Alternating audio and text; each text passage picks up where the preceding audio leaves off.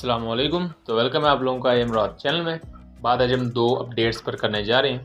पहला तो पाकिस्तान और अफ़गानिस्तान की सिचुएशन को लेकर बात करेंगे, जिसमें तूरखम बॉर्डर को दोबारा से खोल दिया गया है। तूरखम बॉर्डर को दोबारा से रीओपन कर देना, क्या ये वाकई कोई अच्छा फ़ैसला है या इसके मुस्तकबिल में कोई नेगेटिव इम्पैक्ट भी हमें देखने को मिल सकते हैं। दूसरा, इंडिया की डिफेंस मिनिस्ट्री ने मज़ीद इजाफी 12 SU-30 MKI जहाज़ लेने के लिए अप्रूवल दे दिया है। ये 12 SU-30 MKI क्यों लिए जा रहे हैं और इसका 27 फरवरी के साथ क्या कनेक्शन है, क्योंकि पाकिस्तानी साइड के पर जो ओसेंट्स हैं वो इसे 27 फरवरी 2019 के साथ ही लिंक करते हैं। तो इन दो चीज़ों पर बात करते हैं, लेकिन अगर आप पहली दफ़ा चैनल पर आए तो चैनल को सब्सक्राइब कीजिएगा एंड वीडियो बेहतर लगे तो ज़रूर शेयर कीजिएगा। तो फाइनली तकरीबन 9 से 8 दिन तक बंद रहने के बाद तूरखम कॉरिडोर या तूरखम बॉर्डर को खोल दिया गया है 14 सितंबर को। तूरखम बॉर्डर को बुनियादी तौर पर बंद किया गया था 6 से 7 सितंबर के दरमियान, जब अफगान तालिबान की तरफ से पाकिस्तानी साइड पर फायरिंग हुई थी। इस पाकिस्तानी साइड पर जब फायरिंग की तालिबान की तरफ से, तो उसमें काफ़ी पाकिस्तानी सिविलियंस ज़ख्मी हुए थे। जब फिर उसकी जवाबी कार्रवाई की गई थी तो 4 से लेकर 10 तालिबानी फाइटर अपनी जान गंवा बैठे थे।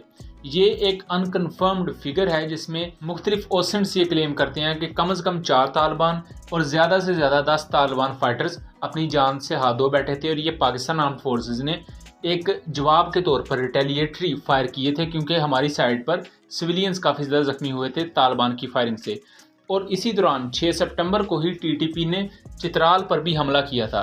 तो बहुत से ओसेंट्स और बहुत से जर्नलिस्ट यहाँ ये बात कहते थे कि तालिबान उस वक्त TTP के साथ ही मिले हुए थे। जैसा कि मैं आपको पुरानी वीडियोस में बता चुका हूँ कि तालिबान बुनियादी तौर पर एक मिलिशिया है। ये एक बाकायदा गवर्नमेंट टाइप या एक बाकायदा फ़ौज नहीं है जिसमें एक डिसिप्लिन होता है और एक कमांड होती है कि जो कमांड आ चुकी है उसको मानना है आपने।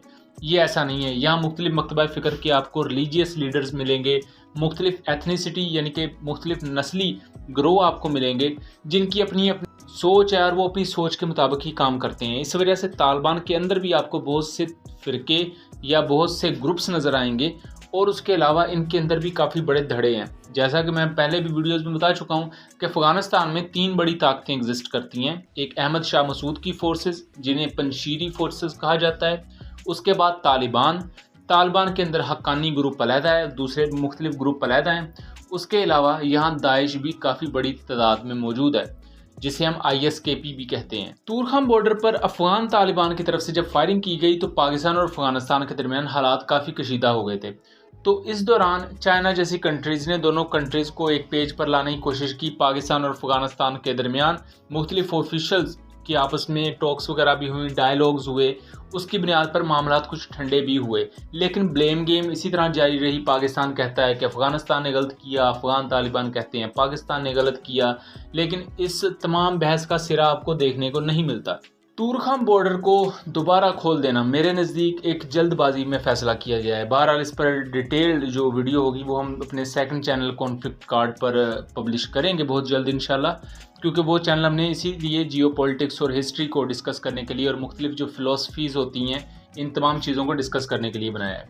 तो यहाँ जस्ट आपको मैं एक ओवरव्यू दे रहा हूँ। मेरे नज़दीक तूरखम बॉर्डर को इतनी जल्दी दोबारा खोल देना, जब तक तालिबान की तरफ से कोई यकीनी हतमी तौर पर यकीनदहानी नहीं कराई जाती कि हमारे फाइटर्स दोबारा से पाकिस्तानी बॉर्डर पर फायरिंग नहीं करेंगे, तो ये एक जल्दबाजी में किया गया फ़ैसला हो सकता है और आने वाले वक्त में इसके कुछ नेगेटिव इम्पैक्ट्स भी देखने को मिल सकते हैं। लेकिन वक्ती तौर पर एक अच्छी चीज़ है कि ये तमाम टेंशन्स ख़त्म हुई हैं और पाकिस्तान और अफ़गानिस्तान के बॉर्डर में ये तूरखम बॉर्डर जो है इसे दोबारा खोल दिया गया है। अब आ जाते हैं हम दूसरे टॉपिक पर। दूसरा टॉपिक इंडियन एयरफोर्स को लेकर है। इंडियन डिफेंस मिनिस्ट्री ने ये अप्रूवल दे दिया है कि इंडियन एयरफोर्स 11,000 इंडियन करोड़ के इवज़ 12 मज़ीद SU-30 MKI एयरक्राफ्ट रशिया से लेंगी। इन 12 SU-30 MKI एयरक्राफ्ट में 60% जो कंपोनेंट्स होंगे वो इंडिया के होंगे। यहाँ एक बहुत आम चीज़ है कि जो SU-30 MKI एयरक्राफ्ट इंडिया में बनते भी हैं, ये बनते ट्रांसफ़र ऑफ टेक्नोलॉजी के तहत हैं, लेकिन इनमें 40 से लेकर 50% या कुछ जो पुराने वर्जन्स थे उनमें 50% से भी ज़्यादा कंपोनेंट्स रशिया के ही होते थे। तो इन तमाम एयरक्राफ्ट को मेंटेन करने के लिए, इन तमाम एयरक्राफ्ट को रिपेयर करने के लिए और इनको एक नॉर्मल फाइटर एयरक्राफ्ट के तौर पर ऑपरेशनलाइज रखने के लिए रूस के पुर्जों की ज़रूरत होती है। और ये इंडियन क्लेम बिल्कुल गलत है कि रूस हमें ना भी पुर्जे दे तो हम बिल्कुल Su-30 को मेंटेन कर सकते हैं। ये बिल्कुल क्लेम गलत है। Su-30 MKI को मेंटेन करने के लिए रशियन पुर्जों का होना बहुत ज़रूरी है। इसी वजह से बहुत से Su-30 MKI मुश्किलात का शिकार भी आजकल हैं, जैसा कि यूक्रेन रशिया वॉर चल रही है और रशिया स्ट्रगल कर रहा है मुख्तलिफ वेस्टर्न सेंक्शंस की वजह से, पाबंदियों की वजह से। यहाँ जो 12 Su-30 MKI लेने का ऐलान किया है इंडिया ने, उसका बुनियादी तौर पर है ये कि पहले इन्होंने 12 Su-30 भी लेने थे और उसके साथ साथ 11 आई थिंक MiG-29 भी लेने थे, लेकिन बहरहाल अब 12 Su-30 MKI जहाज़ों के बारे में कन्फर्मेशन एक हद तक आ चुकी है।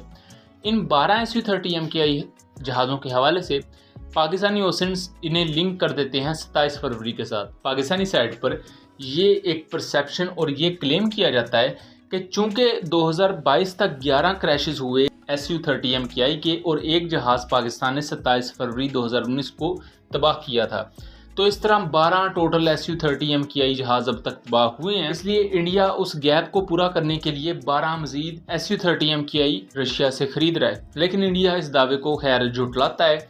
ये एक कंट्रोवर्शियल मामला है। पाकिस्तान ये क्लेम करता है कि 27 फरवरी को हमने Su-30 MKI शूट डाउन कर दिया था, जबकि इंडिया ये क्लेम करता है कि पाकिस्तान ने मिसाइल्स फायर किए थे, लेकिन Su-30 उन मिसाइल्स को धोखा देने में या इवेड करने में कामयाब रहा था। बहरहाल ये दोनों कंट्रीज़ की अपनी अपनी जगह एक क्लेम है, लेकिन यहाँ देखा जाए तो अब तक 13 Su-30 इंडिया लॉस कर चुका है। अब आप सोचेंगे वो 13वां Su-30 कहाँ से आया, तो 2023 के शुरू में आई थिंक मार्च के महीने में इंडिया का एक मिराज 2000 और एक Su-30 आपस में टकरा गए थे। वो बड़ा मशहूर वाक़या भी था कोलिजन का, तो उसमें ये 13वां Su-30 MKI था जो इंडियन एयरफोर्स ने लॉस किया था, अगर पाकिस्तान वाले वाक़े को भी शामिल कर दिया जाए। और अगर इंडियन क्लेम को माना जाए तो अब तक 12 Su-30 MKI जहाज़ ही तबाह हुए हैं।